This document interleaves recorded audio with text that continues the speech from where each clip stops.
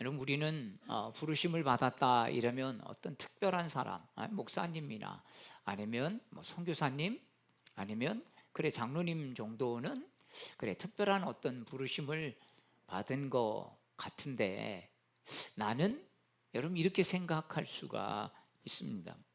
하지만 여러분, 오늘 본문 말씀을 보면 예수님은 70명을 부르셨다 이렇게 나와 있습니다. 네, 여러분, 이 70명이 누구일까요? 이름이 없습니다. 그 어디에도 뭐 베드로, 안드레, 야곱, 요한, 빌립, 바돌로메 이렇게 이름이 다 있어서 12명이 분명한 사람도 아니고, 아니면 일곱 집사처럼 뭐 스데반 뭐 이런 사람들처럼, 빌립 이런 사람들처럼 이름이 있어서 이 사람들은 좀 이름까지 있는 거 보면 분명히 인정할 수 있는데, 70명은 또 예수님과 함께 예수님의 명령을 받고 마가의 다락방에서 함께 기도하면서 초대교회를 정말 만들었던, 형성하게 했던 이 120문도도 이름이 기록된 사람들이 별로 없는 것을 볼 수 있습니다. 자, 성경은 왜 그들의 이름을 조차 기록하지 않았을까요? 바로 이름 없는 제자들이 예수님에게는 많이 있습니다. 여러분 혹시 아십니까? 500개의 형제라고, 누구에게도 나타나셨고 누구에게도 나타나셨고 500개의 형제에게도 나타나셨고 보잘것없는 나에게도 나타나셨다, 그렇게 말씀하고 있는 것입니다. 어찌 보면 이름 없이 빛도 없이 정말 예수님의 복음을 전하는 많은 제자들이 있었다라는 것입니다. 사랑하는 여러분, 오늘 이 본문 말씀은요, 그 과거에 있었던 그냥 역사를 이 누가가 그냥 기계적으로 적은 것이 아니라는 것이죠. 여러분, 왜 이름이 없겠습니까? 이 말씀은 지금 있는 저와 여러분 모두에게 예수님이 여전히 우리 한 사람 한 사람을 여러분 부르시고 또 우리를 파송하신다는 여러분 그런 의미가 아니겠습니까? 자, 예수님은 2절에서 이렇게 말씀하고 있습니다. 자, 2절 말씀을 우리 같이 읽겠습니다. 시작. 이르시되 추수할 것은 많되 일꾼이 적으니 그러므로 추수하는 주인에게 청하여 추수할 일꾼들을 보내주소서 하라. 여러분, 오늘날 세상은 어떻습니까? 사람들 참 무척 바쁘죠. 서울 지하철을 타보면 막 천천히 걸어가시는 분들은 좀 연세 드신 어르신 빼고는 없습니다. 얼마나, 저도 발걸음이 굉장히 빠른 편인데 그래서 저는 의식하지 않으면 막 저하고 제 아내하고 같이 가다가 제가 저도 모르게 같이 동행이 잘 안 될 정도, 지금 많이 이제 걸음을 제가 의식하면서 늦춰서 그런데요, 얼마나 여러분 발걸음이 마음이 분주하니까 여러분 발걸음도 바쁜 것입니다. 직장생활, 가정생활, 또 사회생활에 바빠서 하루하루가 여러분 분주하죠. 어떨 때는 어제 내가 뭐 했나, 바쁘게 보냈는데 생각나는 건 별로 없어요.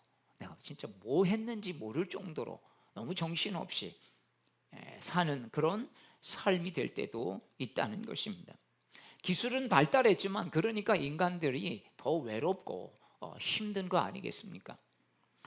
겉보기에 풍요롭지만 마음속에는 그러니까 허망과 목마름이 있습니다.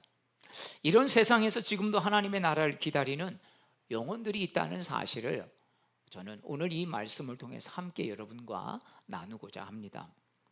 자, 근데 이렇게 많은 사람들이 이 갈망을 가지고 있고 내 삶의 의미를 찾으려고 합니다.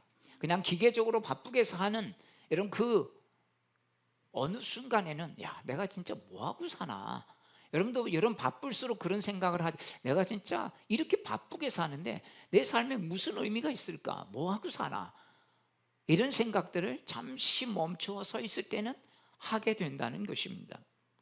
근데 문제는 뭐겠습니까? 이런 사람들에게 복음을 전하는 사람들은 많지 않다는 것이죠. 여러분, 복음은 저절로 퍼졌습니까? 절대 복음은 저절로 퍼지지 않습니다. 복음은 의도적인 계획과 사람들에 의해서 여러분 전파된 것을 우리는 이 교회 역사를 통해서 잘 알고 있습니다. 초대교회 때도 그랬고 우리나라의 복음이 들어올 때도 마찬가지였죠. 선교사들이 들어오기 전부터 중국에서 한문 성경이, 그래서 매서인들이 상인들이 왔다 갔다 하면서 이 복음을 전했던 것들을 우리는 잘 알고 있습니다. 절대로 복음은요 저절로 퍼지지 않습니다. 여러분, 악한 거는요 저절로 퍼져요. 악한 거는 참 배우기 쉽습니다. 여러분, 선한 말은 생각해야 하지만 여러분, 욕하고 안 좋은 말은 본능적으로 튀어나오는 것입니다. 선한 거는 전해줘야 하지만 악한 것은 전하려고 하지 않아도 여러분 쉽게 전하게 되는 이런 죄성들을 우리가 가지고 있기 때문입니다. 그래서 누군가의 수고와 헌신과 발걸음을 통해서, 여러분, 입술을 통해서, 삶을 통해서 복음이 전해져야 한다는 것입니다. 자, 예수님은 일꾼을 보내달라고 기도하신 다음에 기도를 가르치신 즉시 제자들을 세상에 둘둘씩 짝을 지어서 보내셨다. 오늘 성경은 그렇게 말하고 있습니다. 자, 그런데 예수님의 반응이 좀 특별합니다. 자, 3절 말씀은 어떻게 예수님 반응하고 있는지 우리 같이 읽겠습니다. 시작. 갈지어다 내가 너희를 보냄이 어린 양을 이리 가운데로 보냄과 같도다. 여러분, 오늘 이 말씀을 들으면서 무슨 생각을 하십니까? 예수님께서 제자들을 세상에 보내시면서 너희가 가는 곳에 문제 없이 모든 일들이 잘 형통하도록 잘 되도록 해주겠다, 이렇게 말씀하시지 않았다는 거예요. 너희가 가면 사람들이 너희를 환영하도록 내가 그들을 그렇게 하겠다, 이렇게 환영받도록 도와주겠다라고 말하지 않았다는 것입니다. 오히려 70명씩 2명 짝지면 어떻게 됩니까? 35팀이죠. 여러분, 70명 짝지어서 2명씩 35팀을 보내면서 뭐라고 말씀하시냐면 이리 갔다, 세상이 이리 갔다고 말씀하시면서 어린 양을 이리 가운데 보냄과 같다, 안타까운 마음으로 말씀하고 있다는 것입니다. 여러분, 아이들 이렇게 세상에 내보낼 때 어떻습니까? 야, 참 이 험한 세상에서 우리 아이들이 잘 살 수 있을까? 이런 마음이 바로 예수님이 제자들을 보내실 때 마음이었던 것을 볼 수 있습니다. 그래서 어찌 보면 너희도 혼자 가지 말고 둘씩 짝지어서 가라, 이렇게 하지 않았을까요? 여러분, 군대에서도요 항상 2인 1조로 움직이는 거 아시죠? 그냥 절대 혼자 못 갑니다. 정찰을 보낼 때도 2인 1조로 해서 보내죠. 왜? 어떤 일이 생길지 모르기 때문입니다. 해녀들도요 바다에 들어갈 때 보면 꼭 2인 1조로 작업을 한다고 그래요. 왜냐하면 언제 정신을 잃을지 모르기 때문에. 그러면 대비가 안 되잖아요. 한 명이 불시에 사고가 생기고, 때로는 뭐 어떤 걸 캐다가 손이 또 바위에 걸릴 수도 있고, 스킨스쿠버 하는 어느 분이 그런 얘기가, 꼭 그렇지 않으면 이게 꼭 문제가 생긴다는 거죠. 동물인 말도요, 한 마리 말이 끌면 2톤밖에 못 끄는데 2마리 말이 끌면 4톤을 끌어야 되는데 21톤을 끌 수 있다는 겁니다. 여러분, 이게 산술적으로 계산이 안 되는 거죠.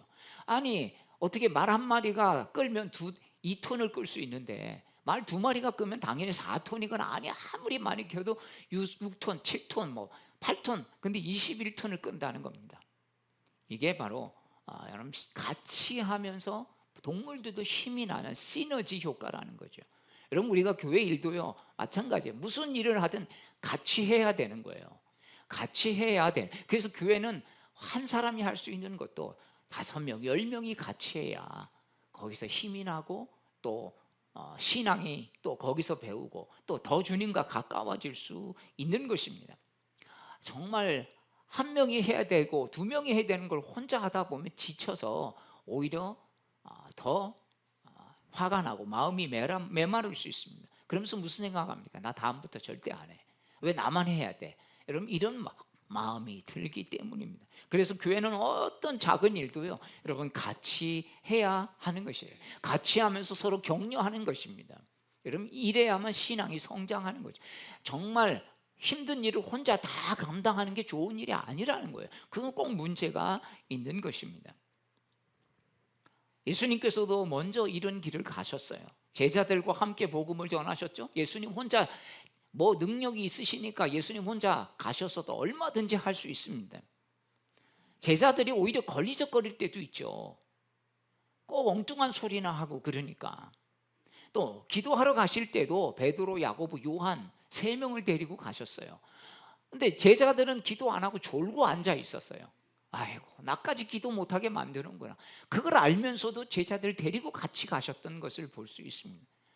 자, 복음 전하다가 날이 어두워져 갑니다. 이제 먹을 것이 없다 그러는데 제자들에게 그러면 뭐가 있는지 갖고 와봐라.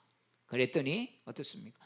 어린아이가 먹던 보리떡 2개와 5개와 물고기 2마리를 갖고 온 사람도 있었지만 앉아서 그거 계산하고, 야, 이 사람들 다 먹이려면 200데나리온이나 더 필요합니다. 어쩌면 좋습니까? 우리가 200데나리온이 없는데 이 큰 돈을 어디서 구합니까? 오히려 걱정에 걱정거리를 만드는, 여러분, 이런 제자들도 있지 않습니까? 그런데도 불구하고 예수님은 그런 오합지졸과 같은 사람들과 함께 일하셨다는 것입니다. 어떨 때는요, 같이 일하다 보면 더 힘들 수도 있어요. 근데 왜냐하면 그게 함께하는, 그러면서 여러분 성장하는 거 아니겠습니까? 그게 배워가는 것이지요. 하지만 결정적인 순간에는 홀로 십자가를 지셨어요. 그 누구도 질 수 없는 십자가가 다 있기 때문이죠. 여러분, 우리가 모든 걸 다 같이 할 수 없어요. 아무리 사랑하는 자식들도요, 여러분 부모가 모든 걸 같이 할 수는 없어요. 왜? 같이 해줄 수 있는 게 있지만 홀로 져야 할 인생의 십자가는 다 있기 마련인 것입니다. 고난과 거절, 외면과 조롱, 그 모든 길을 예수님이 먼저 가셨습니다.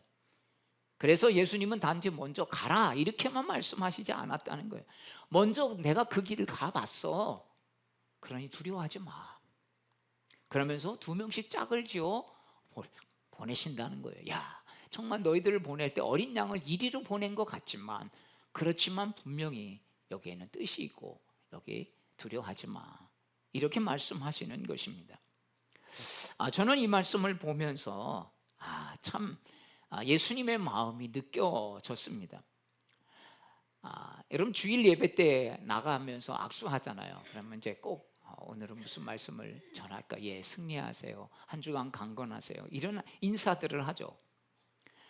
성도들 위해 그러면서 제가 어느 때 이런 마음이 들어서 기도했던 적이 있습니다. 하나님, 이분이 이제 예배당을 문을 나서는데 참 그 앞에 냉혹한 삶의 현실이 있습니다. 어찌 보면 목사보다 더 팍팍한 삶을 살아가야 하는 직장이 있고 또 일터가 있습니다. 거친 언어를 쓰는 사람들이 있어요. 경쟁해야 되고 또 세상은 끊임없이 우리에게 탐욕과 또 그런 것들을, 유혹을 불러일으키는 이 현실 속에 있습니다. 주님, 그 속 사람이 주님의 사람으로 살아가게 해주십시오. 주님, 이 성도의 마음을 지켜주시고 주님께서 주시는 평안으로 가득하게 해주십시오. 그런 기도를 악수하면서 드렸던 적이 있습니다. 사랑하는 여러분, 저도 그렇게 기도하며 여러분 악수하고 여러분 파송하는데 예수님께서 사랑하는 자녀들을 위해서 기도해 주시지 않겠습니까? 여러분을 위해서 지금도 우리를 위해서 기도해 주고 있다는 사실을 꼭 믿으시길 바랍니다. 여러분, 그래서 예배 나갈 때 꼭 그런 마음을 가졌으면 좋겠습니다. 그래, 우리를 위해 기도하시는 예수님께서 매일 나를 위해서 이렇게 축복해 주시는데, 그래, 이 한 주간 또 살아보자. 이 한 주간 주님이 공급해 주시는 힘으로 한번 이겨보자. 여러분, 이런 마음을 가지고 예배 마치고 그럼 이 문을 나갈 수 있기를 축복합니다. 복음을 전한다는 것은 단지 말 몇 마디 하는 것으로 끝나는 게 복음을 전하는 게 아닙니다. 여러분, 자신의 입으로 뿐만 아니라 삶의 모습으로 주님을 증거하는 거죠. 세상은 그리스도의 복음을 좋아하지 않습니다. 아니, 정확하게 말하면 처음부터 복음은 사람들을 거북하게 합니다. 자, 왜 그럴까요? 어느 책에 보니까 그런 글이 있더라고요. 이 불경을요 읽으면 한문만 잘하면 불경은 다 이해가 된대요. 한문을 몰라서 어렵게 느껴지는 거지, 뭐 반야심경이라든지, 저도 중학교 때 반야신경 외우고, 제가 중학교는 이제 불교 동국대학교 불교 학교를 다녀서 이제 반야신경도 외우고 참불가도 뭐 뒤에서 하라니까 잘 몰라서 뭐 못하긴 했지만 그랬고, 또 고등학교 올라가니까 이제 미션 스쿨이라 또 매일 아침마다 예배 드려야 되고, 뭐 또 성경 시간이 있고, 화요일 둘째 시간은 채플이 있고, 예배 시간이 있고, 수업 시간에 지금은 이제 그렇게 하기가 참 어려워서 굉장히 어려워졌다고 하는데, 그런 부분들이 있습니다. 근데 어떻게 보면 여러분, 복음은요, 불교는 이해가 되는데 한문만 알면, 왜 뜻들이 명확하니까. 근데 기독교는 아무리 글자를 잘하고 영어를 잘하고 우리 개역 개정이나 이런 성경들이 좀 번역이 어려워져서 그래도 아무리 그거를 쉬운 성경으로 해도 잘 이해가 안 된다는 거예요. 왜 그렇습니까? 아니, 예수님이 육신이 되어 이 땅에 오셨다, 이런 게 이해가 안 되는, 어떻게 보면 그냥 상식선에서는 이해가 안 된다는 거죠. 그래서 여러분, 복음을 이해하려면 믿음이 먼저 생겨야 여러분 그게 이해가 되어지는데, 믿음 없이 그냥 내 합리적인 수준 머리로 이해하려고 하니까 못 믿겠다는 것이죠. 그런데 여러분, 이해가 되어지지 않아도 은혜 받으면요, 감동이 된다는 거예요. 여러분, 그래서 이해되지 않아도 우리에게 감동이 되는 부분들이 있어요. 여러분, 이게 놀라운 거 아니겠습니까? 복음은 단지 따뜻한 말, 희생의 희망의 메시지만이 아니라는 것입니다. 복음은 인간이 죄인이라는 사실을 분명히 말하고 있다는 거예요. 그러니까 이게 거북한 거죠. 그래서 왜 교회 가면 왜 자꾸 죄 이야기만 하냐, 이렇게 말하는 사람들이 있습니다. 왜 그럴까요? 여러분, 왜 죄 이야기가 듣기 싫을까요? 사람들은요, 우리를 포함해서 나는 좀 괜찮은 사람, 착한 사람이라고 느끼고 싶어 한다는 거예요. 그런데 그래서 열심히 살고 남한테 피해 안 주고 뭐 그러면 되지 뭘, 이런 생각을 하는데 자부심을 좀 가지고 있죠, 웬만한 사람들은 다. 그런데 복음은, 야, 너 괜찮은 사람 아니야. 너 절대 괜찮은 사람 아니야. 너 정말 속을 보면 너 완전 죄투성이야. 너 그거 진짜 남이 보면 너를 어떻게 볼 것 같니? 너에겐 희망 없어. 너에겐 그래서 다른 구원자가 필요해. 너 아무리 용 쓴다고 해도 안 돼.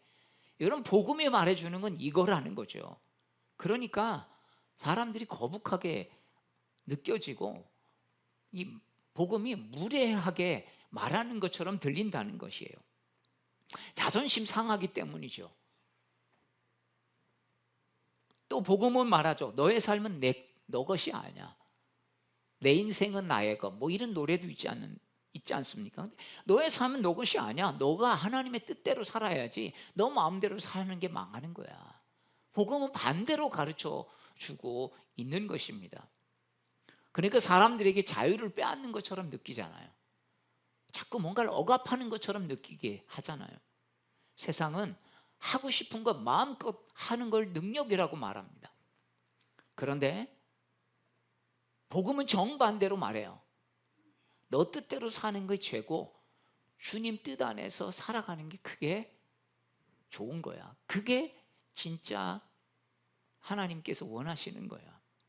내 죄를 회개하고 그리스도를 따라 사는 게 그게 중요한 거야. 그렇게 말하고 있다는 것입니다.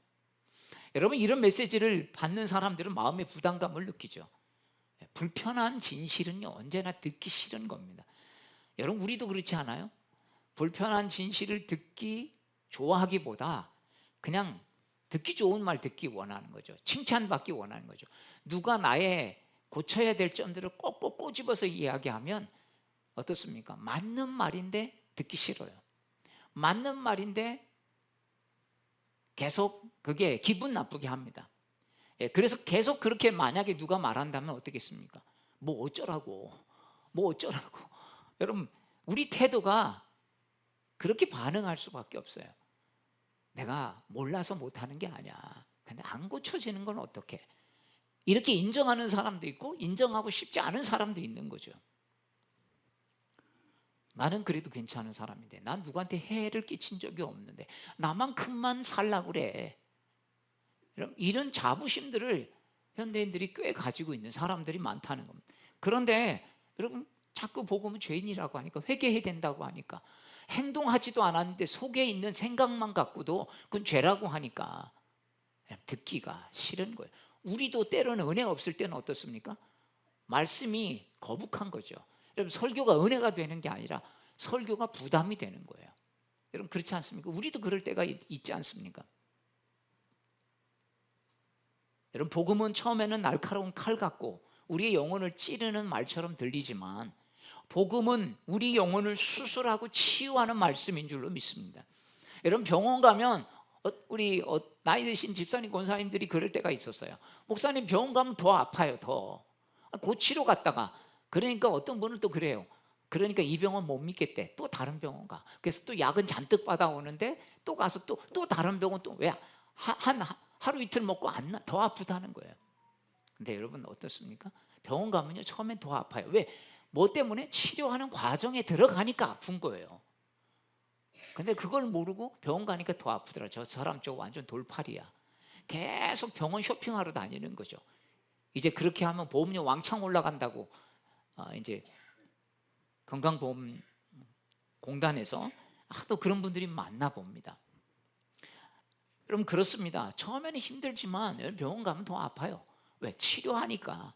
그래서 많은 사람들이 복음을 처음 듣기는 거절하고 때로는 무시합니다. 안 들으려고 해요. 귀를 막아요. 예수님 당시에도 마찬가지입니다. 이 말씀이 어렵다. 누가 들을 수 있느냐? 요한복음 6장에 보면 사람들의 반응이 이랬다는 거죠. 그래서 떠나가 버렸어요. 오늘날도 여러분 마찬가지예요. 오늘은 더 심할 수도 있습니다. 아니면 그냥 아는 사람이니까 그냥 들어주는데 딴 생각하고 있을 수가 있다는 거죠. 여러분, 말씀 들을 때 여러분도 어느 날 마음이 불편해지면, 이게 하나님께서 나에게 고쳐야 될 말씀인데 내가 지금 내 마음이 자꾸 거부하고 있구나, 듣기 싫어하고 있구나. 여러분, 이렇게 받아들이시길 바랍니다. 여러분, 거짓은요, 잠깐의 위로를 주기는 합니다. 그러나 우리를 바로 살게 하지는 못하는 거예요. 우리 영혼을 살리지 못한다는 거예요. 복음은 아프게 하지만 우리 영혼을 치유합니다. 우리 영혼을 회복시키십니다. 그래서 우리는 낙심하지 말아야 됩니다. 사람들의 반응, 내가 뭐 예수님 조금 얘기하려고 그랬더니 반응들이 영 시원치 않아요. 오히려 그런 반응들을 들으면 상처받고 움츠려들 수 있습니다. 우리들의 마음이 불편해질 수 있어요. 그런데요, 여러분, 그 불편함조차도 나중에는 생명의 문을 여는 아픔이 될 수 있다는 사실을 여러분, 우리가 잊지 말아야 할 것입니다. 자, 예수님은 제자들을 각 동네 마을로 파송시키면서 10장 5절 이렇게 말씀합니다. 우리 같이 읽도록 하겠습니다. 시작. 어느 집에 들어가든지 먼저 말하되 이 집이 평안할지어다 하라. 여러분, 이 말은 단순한 말이겠습니까? 그 당시에는요, 여러분, 평안만큼 샬롬이죠. 유대인들은 지금도 가장 최고의 인사를 샬롬. 왜? 평안이 없이 살았으니까. 늘 무슨 일 생기고 늘 불안한 마음, 늘 평강이 없었어요. 그러니까 샬롬이 제일 큰 여러분 인사였습니다. 우리는 어떤 인사가 제일 한참 오랫동안 했습니까? 식사하셨어요? 그냥 몇십 년 동안 지금도 그렇게 인사하시는 분이 있어요. 누가 요즘에 밥 못 먹어? 옛날에 저 어렸을 때 식사하셨어요? 밥 먹었니? 어른들이 물어보는 건 밥 먹었니? 집에 들어와서, 그래서 때로는 집에 들어가서 친구 집에 가서 밥을 먹기도 했습니다. 그러니까 밥 먹는 게 가장 인사였는데, 유대인들은요, 야, 너 지금 평안하냐? 예수님께서 그 평안을 빌어주라는 거예요. 여러분, 요즘에 가장 제일 먼저가 평안 아니겠어요? 주님의 평안이 임하시길 축복합니다. 여러분, 이게 우리 그리스도인들이 제일 사람들을 향해서 여러분 해야 될 첫 번째 인사라는 거예요. 예수 천당 불신지옥 하기 전에 예수 안 믿으면 지옥 가. 여러분, 이거는요 한참 나중에, 여러분, 그 마음이 열리지도 않았는데, 여러분, 마음이 불안하고 둥둥둥 하는데 무슨 다른 말이 들어오겠어요? 지금 내가 뭐가 급한 게 있는데 누가 붙잡고 이야기하면 그게 들어오겠습니까? 안 들어오죠. 이런 평강이 없으면 아무리 좋은 말이라도 들어올 수가 없는 거예요. 요즘 세상은요, 바쁘고 예민하고 사람들이 마음이 분주해 있습니다. 뉴스를 들면 별의별 갈등, 얼마 전에 어디 역에서 또 칼부림, 지나가던 사람들이 봉변을 당하는 거예요. 자기 분노를 이기지 못하는 사람, 불특정한 다수를 위해서 하는 거죠. 매일 사건 사고, 그러니까 걱정. 아이고, 우리 아들이 그 근처 사는데, 이런 만약에 무슨 뉴스를 봤다, 이 마음이 진정이 되겠습니까? 우리 애들이 그 근처 사는데. 대전에서 지난번에 무슨 어디에 불이 나가지고 큰 불이 있었는데, 혹시 딸이 거기 간 건 아닌가, 그 생각이 잠깐 나더라고요.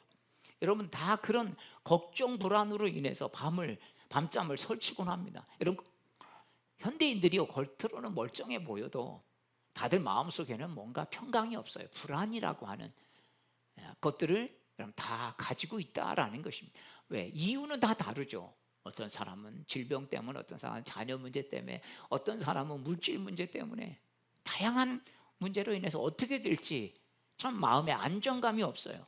그러니까 우리가 전해야 할 말은 예수 믿으세요라는 말보다 먼저 하나님의 평강이 임하시기를 축복합니다. 여러분, 이런 인사를 할 수 있기를 축복합니다. 그래서 먼저 계속 여러분 평강을 위해서 빌어주고, 또 그걸 위해 기도해주고, 여러분 그렇게 하십시오. 그러면 때로는요, 누군가에는 눈물 나는 위로가 될 수도 있고요, 다시 살아가는 힘이 되기도 한다는 거죠. 예수를 처음에 믿지 않아도 여러분, 이게 바로 뿌리는 작업이 되는 거예요. 복음, 씨앗을 뿌리는 작업이죠. 근데 입술로만 평안하세요, 그리고 그 사람 마음을 우리가 휘집어 놓는다면, 여러분 그건 오히려 더 하나님 영광 가리우는 것일 겁니다. 정말 갈등 상황에서도 침착하게 행동할 때, 누군가 미워해도 사랑으로 대할 마음을 다시 잡을 때, 불안한 상황 속에서도 감사하면서 하나님 주신 마음의 평강을 가지고 내 마음의 중심을 지킬 때, 여러분 이런 것들이 우리를 통해서 이런 평강의 은혜가 이웃들에게 흘러가는 거 아니겠습니까? 그러면 사람들이 저 사람 뭔가 좀 다르다 할 것입니다. 여러분, 이것이 바로 복음을 통해 전해지는 열린 마음이 아니겠습니까? 우리의 태도, 또 성숙한 말, 여유 있는 모습, 이런 것들이 여러분 우리 이웃에게, 우리 주변 사람에게 복음을 전하는 통로가 될 줄로 믿습니다. 예를 들어서 여러분 직장에서 또 주변에서 무슨 어려운 일이 생겼는데, 누가 큰 실수를 했는데 대부분 그런 뭡니까? 비난하거나 짜증을 내죠. 근데 여러분, 한 사람이 조용히 이런 말을 했다고 칩시다.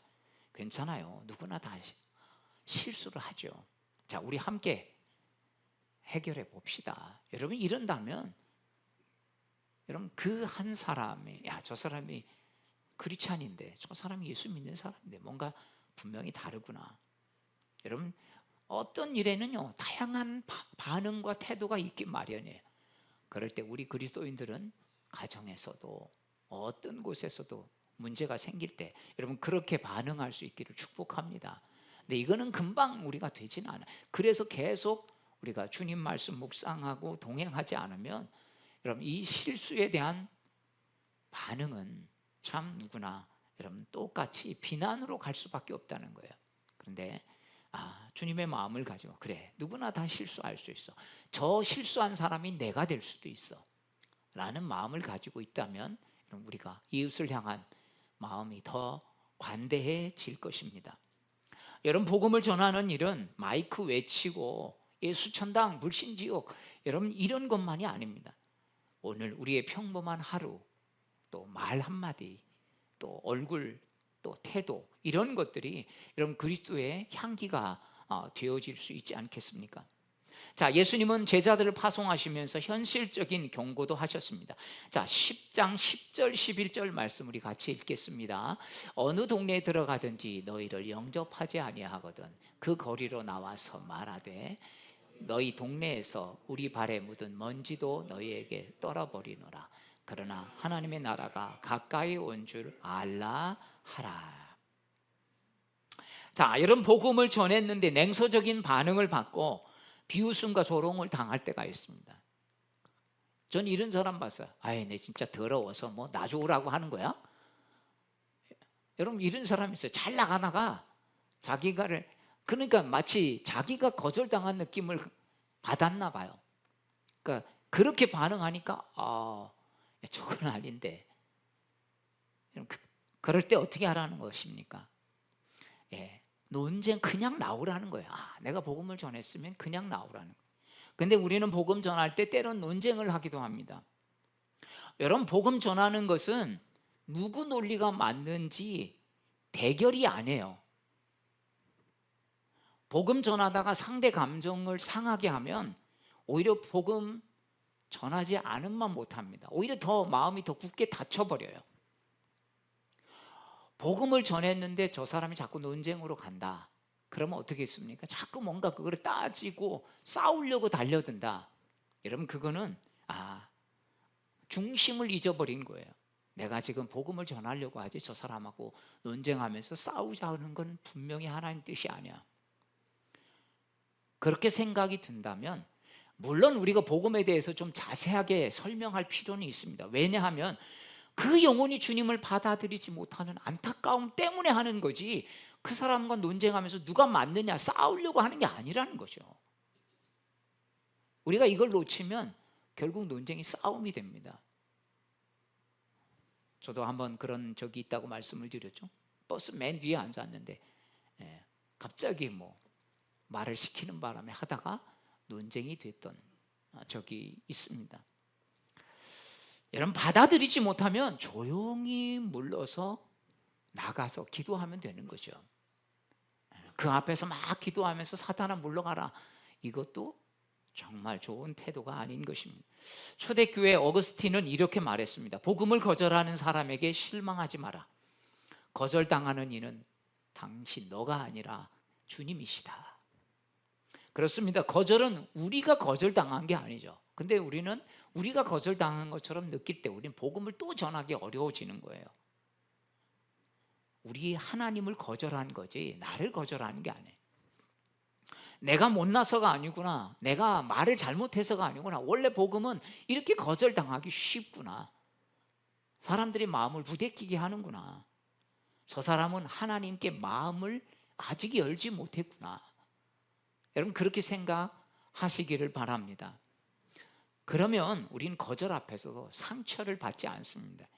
사명을 붙들 수 있어요. 그래, 난 전한 걸로 됐다. 또 다른 사람이 어느 기회에 또 전할 수 있도록 여지만 놓으면 된다는 거죠.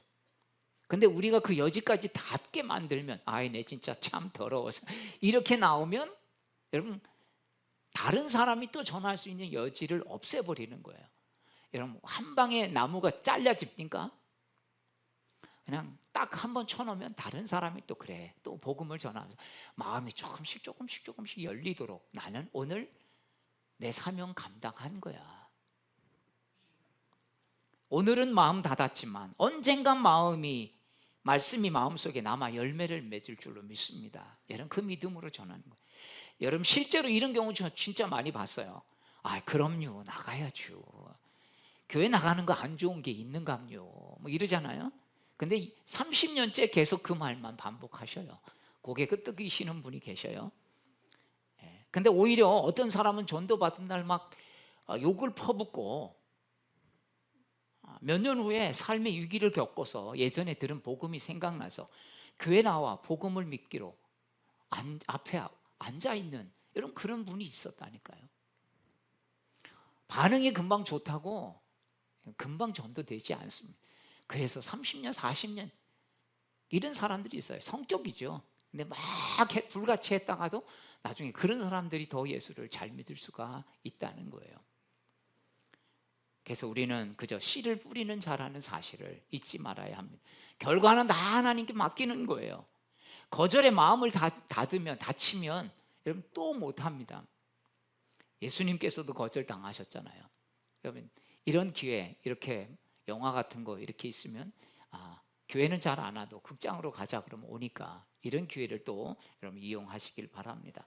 예수님은 고향 사람들에게 저 나사렛 사람 아니야, 저 요셉의 아들 아니야, 나사렛에서 무슨 선한 게 나려고 예수님도 엄청나게 많이 거절당하시지 않았습니까? 가룟 유다도 끝나 예수님 배반했죠. 또 베드로도 예수님 3번 경고까지 했는데도 나 부인할 거다, 다 굴기 전에. 그런데도 또 그대로 행하는 베드로의 모습을 보실 수 있지 않습니까? 사랑하는 여러분, 우리가 복음을 전하다가 거절당했다면 거절당할 수도 있는 내가 복음을 전했지. 맞아. 나 같아도 이게 금방 어떻게 받아들여. 나도 이해 못했는데. 그래, 내가 하나님께서 하라고 하니까 순종한 게 그게 감사지. 여러분, 이렇게 받아들일 수 있기를 축복합니다. 우리는요, 판단자가 아니라 전도자예요. 그래서 삶으로 전하면 됩니다. 거절한 자를 정죄할 필요 없어요. 미워할 필요 없어요. 나 좋으라고 하는 거야? 내가 너 좋으라고 내가 복음을 전하는 건데 지옥에나 가라, 이렇게 할 필요가 없다는 것이죠. 오늘은 복음을 거절했지만 하나님 여전히 그를 사랑하시기 때문에 다음에 복음을 받아들일 수 있다는 믿음이 여러분 있어야 되는 것입니다. 그래서 사람들의 반응 갖고 우리가 왔다 갔다 하면 안 됩니다. 좋은 반응, 좋은 반응이 다 좋죠. 거절하는 것보다는 내 예수 믿어야지, 그럼 좋지. 뭐 교회 가면 나쁜 거 가르쳐? 그래도 평생 안 나오는 분들도 있다는 거죠. 사랑하는 여러분, 우리 모두는 오늘 주님께서 말씀하신 70명 중에 한 명인 줄로 믿습니다. 이름 없는 제자들도 참 많아요. 170 제자, 120명 문도, 500여 형제. 하나님 앞에서는 다 소중한 하나님의 사람들인 줄로 믿습니다. 완벽하지 않지만 중요한 것은 하나님의 말씀을 말로 또 삶으로 살아내는 그리스도인이라는 것입니다. 사랑하는 여러분, 이 한 주 또 오늘도 이 교회 예배 드리고 문을 나가면서 그래, 주님께서 오늘도 나를 통해서 하나님의 나라를 선포하도록 내가 그렇게 살아야지. 직장에서 내가 말로 전도 못해도 그래도 내 삶으로 내가 섬기고, 정말 중요한 어려운 일이 있을 때 그래, 누구든지 이런 일을 할 수 있지, 실수할 수 있지, 품고 나아갈 수 있는. 그래서 그 부르심 앞에 우리가 가정에서도 일터에서도 또 주님 앞에 아름답게 쓰임받고 그리스도의 향기가 되어가는 우리 모두가 되시기를 주의 이름으로 축복합니다. 우리 다 함께 일어나죠.